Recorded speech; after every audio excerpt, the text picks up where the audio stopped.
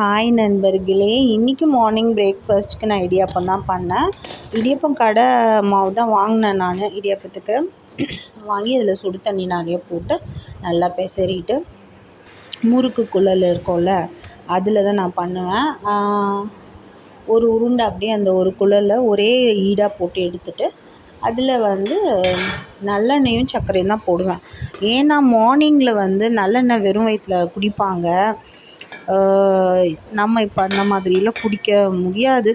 So அதனால் நம்ம இந்த டிஃபன்லலாம் சேர்த்துக்கிட்டோம் அப்படின்னா வயிற்றில் புண்ணெல்லாம் இருக்கும் இல்லையா, அதெல்லாம் ரொம்ப நல்லா கேட்கும். ஸோ நமக்கே டிஸ்டர்பன்ஸாக இருக்குது, நெஞ்செரிச்சல்லாம் இருக்குன்னா நம்ம இந்த மாதிரி நல்லெண்ணெய் இடியாப்பத்துலேயோ புட்டுலேயோ போட்டு மிளகா பொடியில் போட்டு சாப்பிட்றதுக்கு இந்த மாதிரி நல்ல லைட் ஃபுட்டில் நம்ம சர்க்கரை போட்டு சாப்பிடும்போது இன்னும் அந்த புண்ணெல்லாம் ஆற்றும். ஸோ அதனால் பிரேக்ஃபாஸ்ட்டுக்கு நான் இதை எடுத்துக்கிட்டேன். ஸோ இதை பிடிக்காதவங்களுக்கு பசங்களுக்கெலாம் நெய் போட்டு சர்க்கரை தேங்காய்லாம் போட்டு கொடுத்துருவேன். ஸோ நான் இப்படி தான் எடுத்துப்பேன். மதியானம் லஞ்சுக்கு சுண்டக்காய் குழம்பு மாதிரி பண்ணிட்டேன், புளிக்குழம்பு. ஸோ இது அப்படியே வத்த குழம்பு மாதிரி தான் பண்ணேன் நான். வத்த குழம்பு டேஸ்ட்டாகவும் தான் இருக்கும், அதே மாதிரி தான் இருக்கும். ஃபைனலாக அந்த வெங்காயம் தக்காளி அரைச்சி ஊற்றும் போது அந்த காரமே எடுத்துரும். வத்த குழம்பு மாதிரி இருக்கும். நல்லெண்ணெயிலே வதங்குறனால அந்த சுண்டக்காயோட கசப்பும் இருக்காது குழம்புல சுத்தமாக. லாஸ்ட்டாக கொதி வந்த உடனே ஒரு துண்டு வெல்லத்தை போட்டு நல்லா நான் சுண்டக்காய் குழம்பு சூப்பராக டேஸ்டியாக இருந்துச்சு, செம்மையாக. பசங்கள்லாம் அப்படியே சாப்பிட்ருவாங்க. காரக்குழம்பு சாப்பிடாதவங்க கூட இந்த வத்த குழம்பு சாப்பிடுவாங்க கண்டிப்பாக, அது எல்லாருக்குமே தெரியும். ஸோ அதே டேஸ்ட்டுக்கு இதுவும் இருக்கும், சூப்பராக இருக்கும். சைடிஷ்க்கு என்ன பண்ணலாம் அப்படின்னு பார்க்கும்போது கோஸ் முட்டை போட்டு பொரியல் பண்ணிட்டேன்.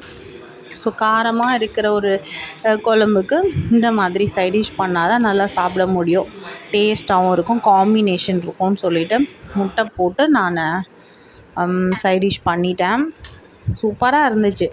என்ன தான் பிரியாணி, என்ன தான் பல டிஷ் பண்ணாலும் சில ட்ரெடிஷ்னல் டிஷ் பண்ணும்போது ரொம்ப டேஸ்ட்டாக இருக்குது, ஆரோக்கியமாகவும் இருக்கும், வயிற்று புண்ணுக்கு ரொம்ப நல்லது இந்த சுண்டக்காய். ஸோ அதனால் பூண்டும் இருக்குது அதில், உடம்புக்கு ரொம்ப நல்லது. ஸோ அதை மதியானம் லஞ்சுக்கு சாப்பிட்டு முடிச்சாச்சு. அப்புறம் ஈவினிங் ஸ்நாக்ஸ்க்கு என்ன பண்ணுறது தெரில. ப்ரெட் இருந்தது, முட்டையில் டிப் பண்ணி சும்மா ப்ரெட் டோஸ்ட் போட்டு பசங்களுக்கு ஈவினிங் ஸ்நாக்ஸ்க்கு கொடுத்தேன். சும்மா சாஸ் வச்சு கொடுத்துட்டேன் சிம்பிளாக. எதுவும் என்ன பண்ணுறது பிளான் பண்ணுறது தெரியல. ஸோ நீங்கள் என்னெல்லாம் சாப்பிட்டீங்க அப்படின்னு கமெண்ட் செக்ஷனில் கண்டிப்பாக கமெண்ட் பண்ணுங்கள்.